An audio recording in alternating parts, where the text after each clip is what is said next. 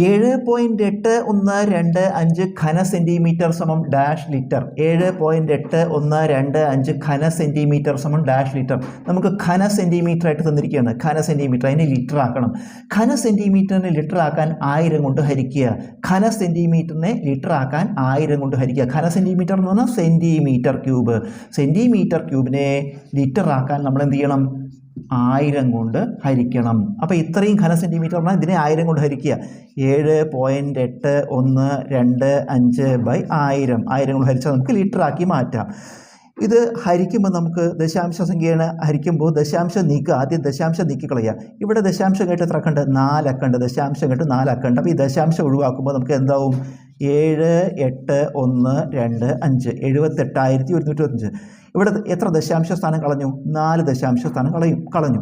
അംശത്തിൽ 4 ദശാംശ സ്ഥാനം കളയുമ്പോൾ ഛേദത്തിൽ 4 പൂജ്യം ചേർക്കുക. അംശത്തിൽ 4 ദശാംശ സ്ഥാനം നമ്മൾ ഒഴിവാക്കി കളയുമ്പോൾ ഛേദത്തിൽ അതിന് പകരമായിട്ട് തുല്യമായിട്ട് 4 പൂജ്യങ്ങൾ ചേർക്കണം.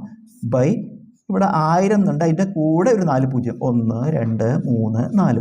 നമുക്കിതിനെ ലഘൂകരിച്ചാൽ മതി. പരമാവധി വെട്ടിച്ചുരുക്കി എഴുതുക. നമുക്കിത് 25 കൊണ്ട് വെട്ടിച്ചുരുക്കാം. 25 കൊണ്ട് വെട്ടിച്ചുരുക്കുമ്പോൾ ഇവിടെ 3 25 75, ശിഷ്ടം 3 31, 1 25 25, ശിഷ്ടം 6 62, 25 50, ശിഷ്ടം 12 124, I 20 125. ബൈ ഇവിടെ ഹരിക്കുമ്പോൾ 100ൽ 4 25 100, പിന്നെ 1 2 3 4 5, 1 2 3 4 5 0, 1 2 3 4 5 0.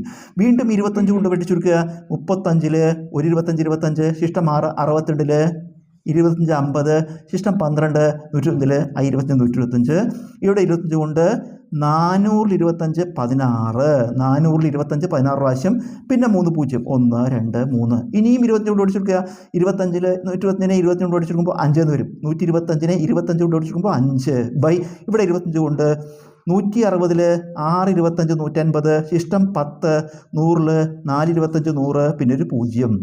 ഇനി നമുക്കിതിനെ 5 കൊണ്ട് പിടിച്ചെടുക്കാം. 1 5 5 ബൈ ഇവിടെ പിടിച്ചെടുക്കുമ്പോൾ 5 കൊണ്ട് പിടിക്കുമ്പോൾ 1 5 5, ശിഷ്ടം 1 14, 2 10, ശിഷ്ടം 4 40, 8 40. ഉത്തരം 1/128 ലിറ്ററാണ് ഉത്തരം. 1/128 ലിറ്റർ.